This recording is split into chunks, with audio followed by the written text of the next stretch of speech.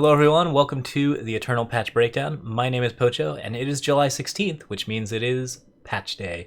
This is our first Argent Depths patch. We are seeing a bunch of changes post ECQ to change up Throne a little bit, change some of the cards that have been a little overpowered upon release, and also introduce a number of old cards back into the meta through a series of small buffs.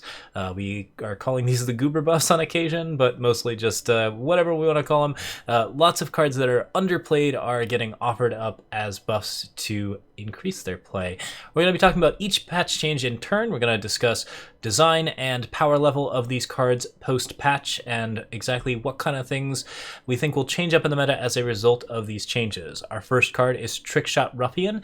It is a summon you can give another unit lifesteal and strength health this turn equal to your green influence, and it made quite an impact in the ECQ due to its extreme ability to stall out a game with large amounts of lifesteal swings, while also allowing a 1-drop to close a lot of damage in a very short period of time, giving a lot of reach to Justice decks and basically making those decks a lot more difficult to deal with, as well as capable of some pretty astounding and sudden plays. Trickshot Ruffian is losing lifesteal off of its ability, so it's just going to give strength and health this turn equal to your green influence, meaning that the card no longer will stabilize you against aggro lists, and thus will not be as good a choice for decks going in the mid-range control section. It's still pretty okay if you're running a decent amount of Justice Flyers, and if you're running Justice aggro in particular, but because the lifesteal provided you effectively as many health points as attack points on this card, and was frequently one of the big deals about the card since Trickshot Ruffian would often just trade with a smaller unit, it is kind of a huge deal that this card is losing lifesteal, and I think it's a significant nerf to the card's power level overall. It is still an available option for Justice aggro. I think that is still perfectly viable due to the fact that it gives a Justice deck reach, and that is not a thing that is always easy for Justice to do, but without the lifesteal component of it, I don't think this is going to be an automatic include in a large variety of decks. You can still select it out with Crownwatch Press-Gang, another card on our list, but also I think that overall this is just a bit more of a toolkit card now as a result of its power just being like not quite as high under that particular respect. It's still capable of some astounding swings, particularly with unblockable setups. You might see it in Argentport decks or possibly Huru decks with flyers, but I think that overall you really just need to sort of like get that card going. The lifesteal loss I think is just quite a lot to lose and might reduce the card's value in Throne in particular, but probably not in Expedition, where that reach I think is very much going to be appreciated. Okay, next up on the list is Crownwatch Press-Gang. Crownwatch Press-Gang, I believe, was a 5 originally, but is currently a 4 cost, 3/3, and it's gotten nerfed down to 5 cost. So this card is going to be very, very similar spot. You still get to play the card to get a large amount of value from it, but the main issue, of course, is that it no longer trades as well since it is a 3/3 for 5.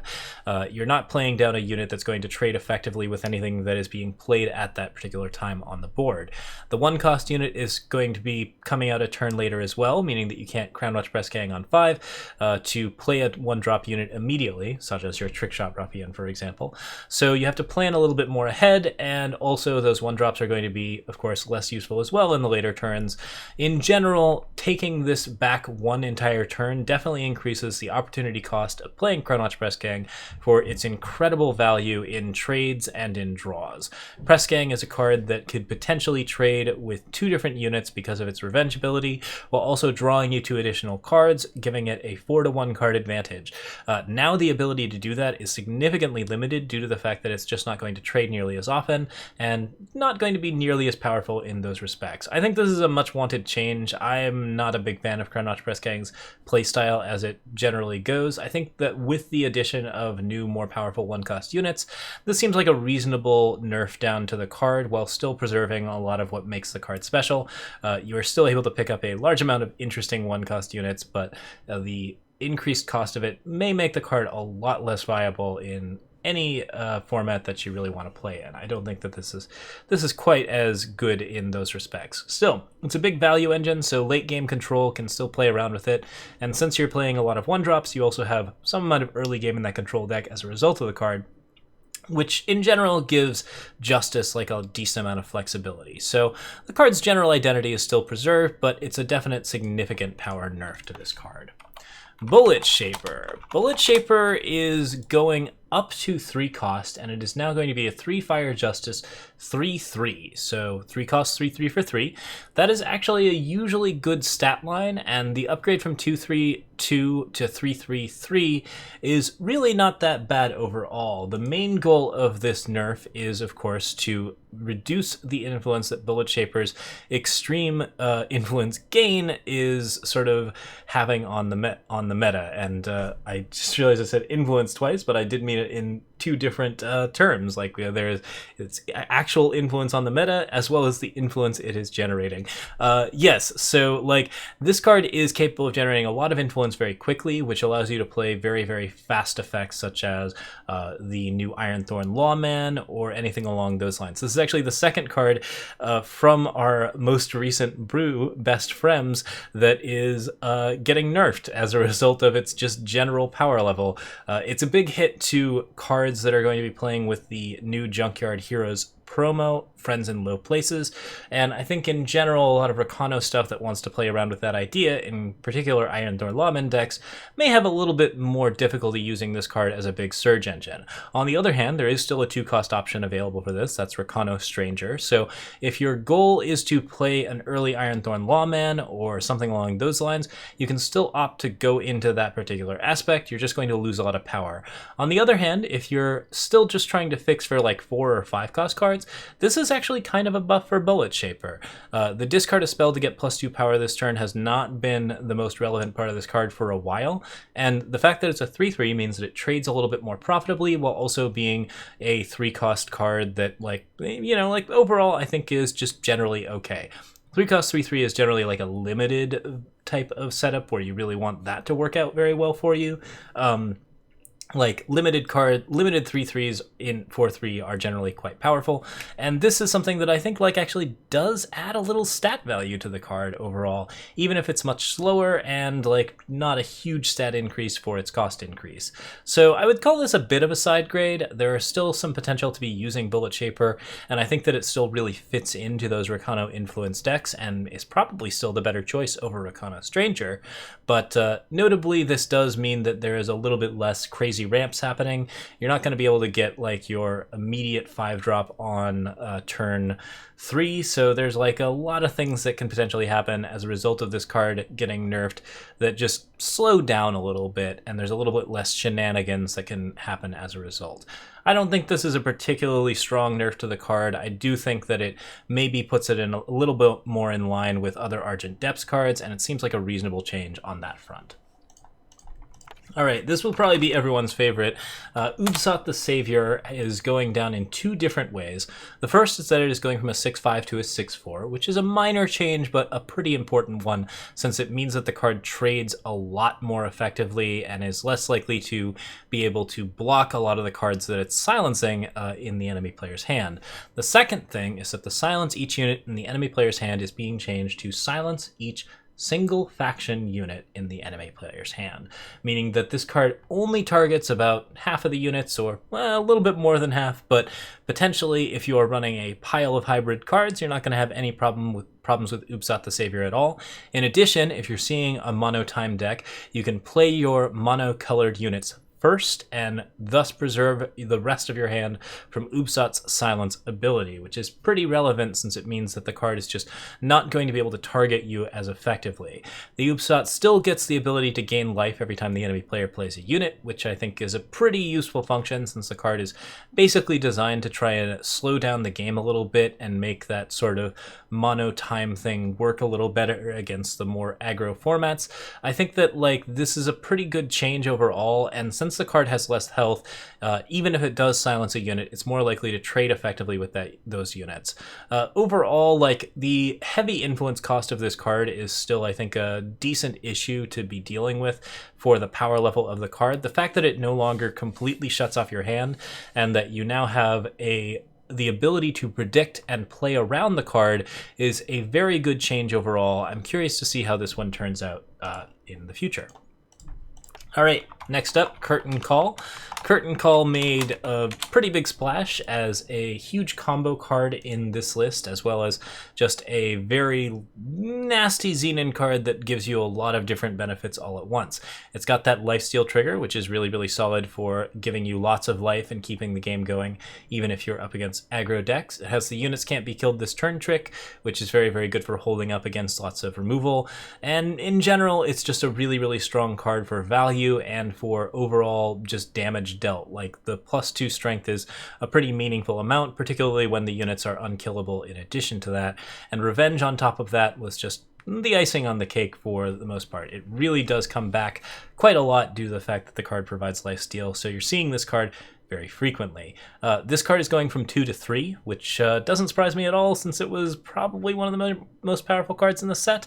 This means that it's going to be a little bit harder to pull Curtain Call combos. If you don't know this combo, it's going to be Stained Honor, Curtain Call, and I believe it's Yeti Snowchucker. Oh man, it's the 2/1 that when you twist it, it deals 1 damage to the enemy player.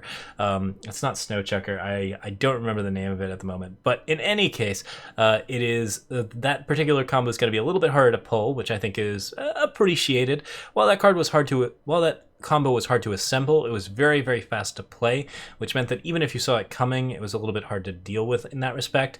And I also think that the 3 cost is a significant nerf to the card's overall stats for value, as well as its ability to be held up against removal, such as Annihilate, Defile, anything along those lines, and basically anything that would target the rest of your units. Curtain Call is still a really great way to avoid a harsh rule, but when you have to hold up 3 power instead of 2 power to do that, that's actually a big deal in terms of the overall tempo loss that you're experiencing as a result of continually holding up Curtain Call, which creates a little bit more room for interesting things to happen as a result of basically wanting to play that card proactively.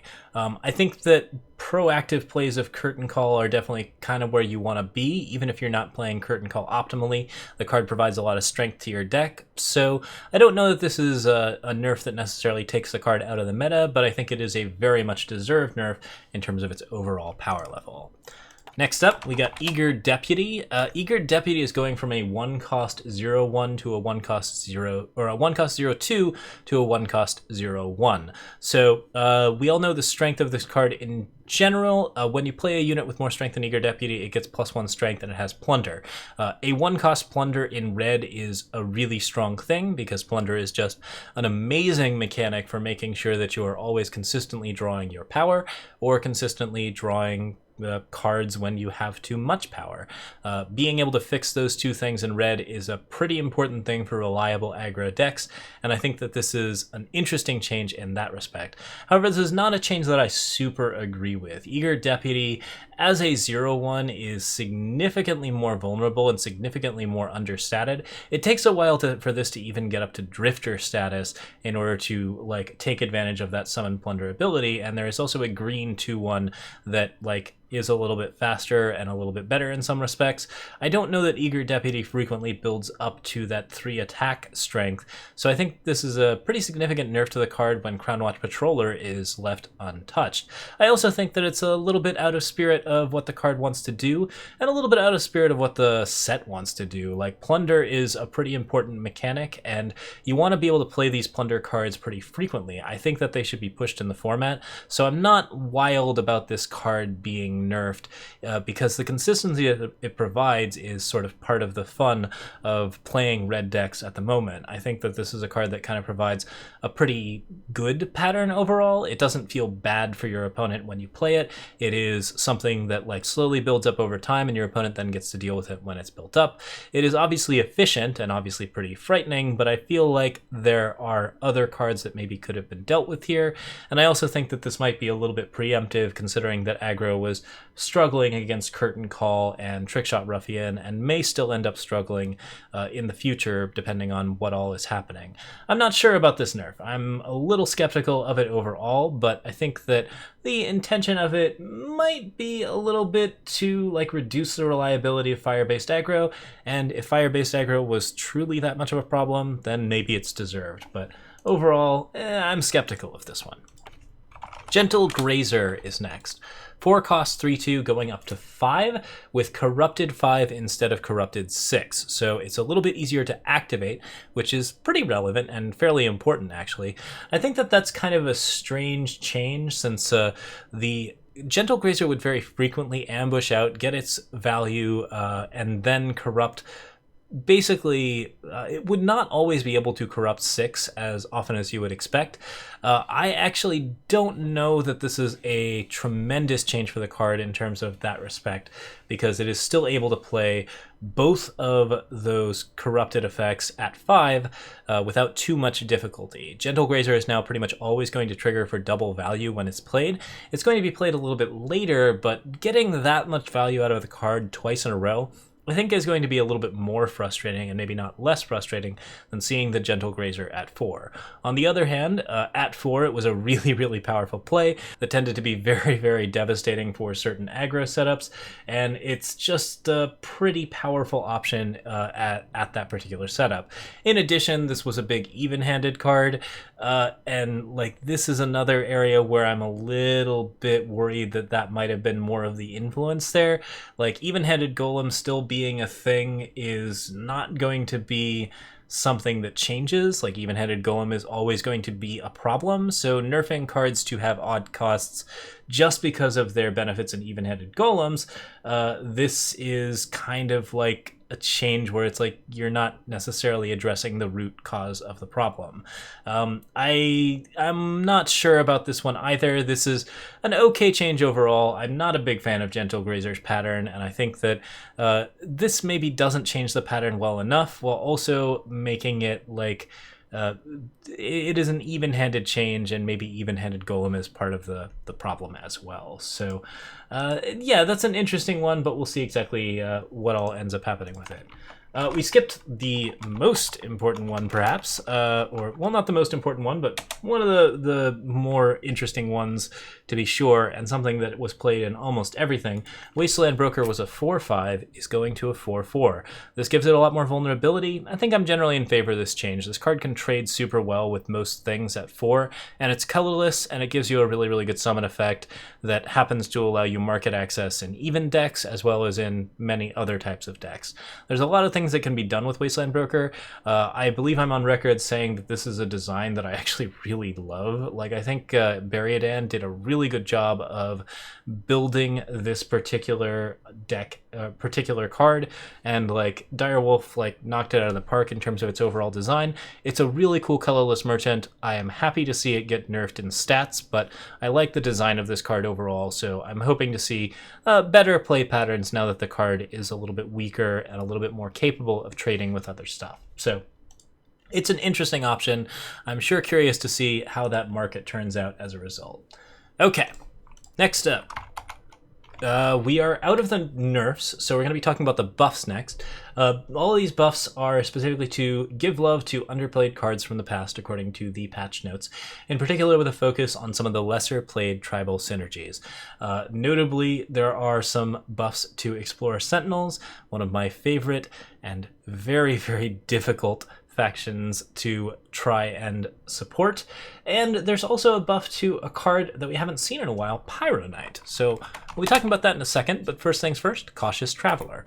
Cautious Traveler was a 2/2, is going to a 3/2 that can't attack unless you have a Sentinel. A 1-cost 3/2 is nothing to scoff at. This card can still block, notably, meaning that it can trade with anything up to the 3 cost. And I think that might actually put this card into a viable space due to the fact that it is a very, very early drop that allows you to trade effectively early on into a lot of other more interesting stuff. And if you're playing with Sentinels, you're probably trying to get into the mid-range, so Cautious Sentinel is a good support card for basically allowing you to get those trades going. I think that's got some potential there, and the ability to basically turn into a beater that can also attack into 2/3s and 3/3s is a pretty good deal as well. This might be a fairly strong card in Throne in the future, although notably it's not an expedition card at the moment, so it's possible that it's not going to see too much play just as a result of Sentinels maybe not seeing that much play in Throne. There are some other Sentinel buffs here, but I don't know that there's enough that makes Cautious Traveler an amazing option in that respect. I just think that this is a really interesting buff to the card that I kind of wish we'd seen back when it was available in the more recent formats. All right, now here's a cool one, Pyroknight. This actually originally used to have this ability. The ultimate is going from pay 6 to pay 5, which was, I believe, its state in the very start at set 1. It was a really powerful card then. We did a lot of like ridiculous like Stonescar Maulers decks with it that played with that card's flexibility, and the ability to turn into a 6/5 on turn 5 with Overwhelm ended up being to be a very strong effect overall.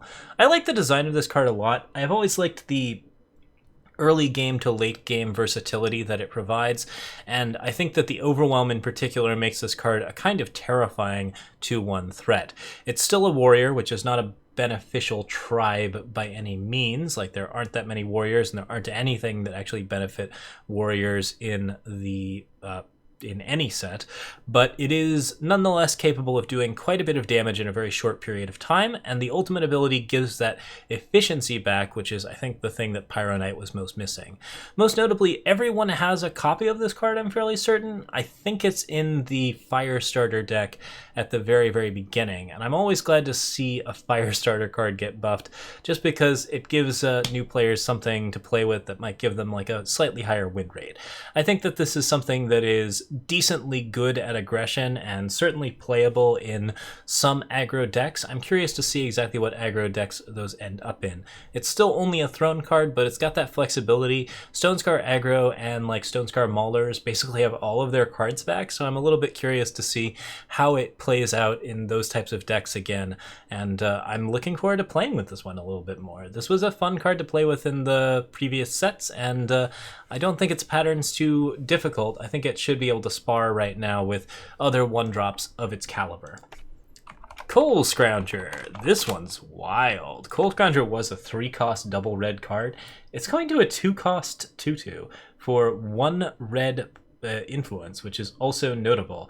I don't know why you need to take the double red off of it, seeing as it is a card that specifically supports Grenadin, and Grenadin are still entirely red to my knowledge. There's a couple of shadow ones, but yeah, like taking influence off of it isn't like here or there. Taking an entire power cost off of it is really wild, since this card of course has both a relevant Entomb, not an amazing Entomb by any means, but also a really good Grenadin rally effect. I think this does make the card quite a bit faster. You can certainly play it with the basic Grenadin that plays a second 1/1 Grenadin, and have 2 2/1 attackers on turn 2, in addition to your Coalscrounger, which is a 2/2 itself. So overall, this certainly can provide a lot of power to Grenadin in general. It's a much more powerful card as a result of it. Whether or not that makes Grenadin viable is another question entirely. Okay, Ancient Defenses. I'm really happy with this one. Ancient Defenses was a 4-cost. It's going to a 3-cost. Still double fire influence, but this is a card that torches an enemy at slow spell speed, and there's a lot of cards at 3 that torch an enemy at slow spell speed that are reasonably viable. When you play a Sentinel, it gets +2 strength, of course, which means that this buffs every Sentinel that you play after this, including, most notably, Sandstorm Titan becomes a 7/6. So if you're playing just straight Praxis Sentinels, then you have a torch-like effect on turn 3, followed by a big Sentinel that can trade with everything again, followed by more big Sentinels that can trade with more big stuff, and just generally a lot more efficient and scary Sentinels as a result of playing this card. Also, it's a relic, which is important for explorers that care about relics, and explorers that care about Sentinels, and Sentinels that care about relics. That that is the thing I've always really liked about this faction, is that it cares about 3 different things, and trying to get all of those things into a deck is a difficult and sometimes interesting puzzle. Ancient Defenses is now a real part of that puzzle, and I think it's actually potentially a very good card as a result of this. It's still only available in Throne, but it's still something that could potentially be interesting in a Praxis Throne deck, and I'd really be excited to see it played. Next up is Formbend. Formbend is getting nerfed from a 2 cost to a 1 cost. That's fine. This card is still terrible. Like, I don't really have any interest in this card. It transforms both enemy and allied units, and that's probably the most interesting thing about it. It's very unusual to see Primal get a card that turns something into a blank unit with no abilities. Like, most of the unstable effects, and there are several of them, transform units into much more interesting targets, or basically cause more interesting decision points to be made. Formbend, at its very best when used, is kind of a cheaty option to potentially get like a very expensive card into a very big elemental. Provided you can maybe reduce the effect of that card, that could be a good effect, but it's also a slow spell, so it's not interesting in that respect. And the effect that it gives is kind of boring and doesn't have a good play pattern. I don't really know why you buff this card. It's not good under most respects, but it's fine that you did. It wasn't powerful then. I don't think it'll be powerful now. Kimi Expedition Guide. This one is... Oh, this one's a little rough. Kimi's going from a 1/4 to a 1/5. This card is actually one of the scarier dinosaurs and has been for a long time, so giving it another point of stats definitely gives me pause. There's a lot of other dinosaurs that potentially could get buffs before Kimi gets a buff, but this one plays a lot of explorers, which is notable if you want to play numerous explorer-themed strategies, so maybe it's more of an explorer buff than a dinosaur buff. In any case, this is a powerful card. Giving it an extra point of stats makes it extremely sticky and much more likely to play even more explorers as a result of its ability. It also makes it a little bit more proof against aggro, although sometimes the change from 4 to 5 is not as strong, since most of what you're looking at after an opponent's 2/1 attacks into you is going to be Torch or some other 3 damage effect. It does mean that Blazing Salvo is no longer proof against Kimi if that trade happens, so that's something to keep an eye out for, and in general, an extra point of stats just means a much stickier unit, which means probably a lot more shifted explorers. This seems like one to watch out for.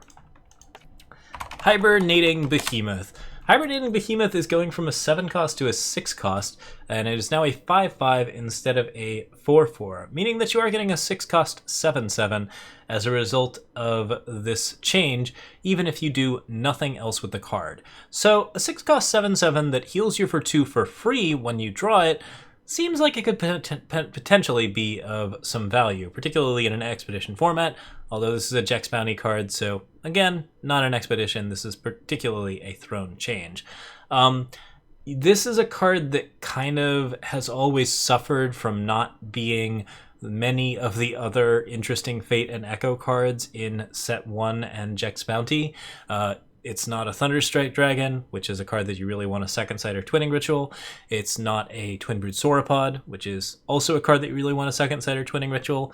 It's not a Clockroach, and all of those cards are probably still more powerful than Hibernating Behemoth in its current state.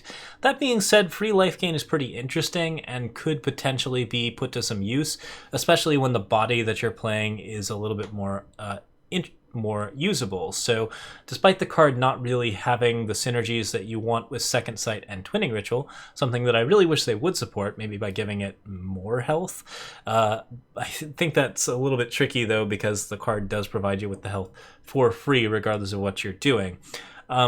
However, you are getting something where if you're playing like a controlling to mid-range deck, you suddenly have a little bit more health against aggro setups, and that's potentially something that could be very interesting in an Elysian big things deck, where you're playing like mid-range False Princes, and you're playing probably the Imbue card that draws cards, Cerso the Great Glutton, that kind of like sort of change up where you're just playing big units one at a time and trying not to die to aggro. Hibernating Behemoth is a pretty good big unit to have at the top of that curve, since it has that free effect that triggers early on and gives you a little bit more survivability to get into the additional mid-range threats before you die.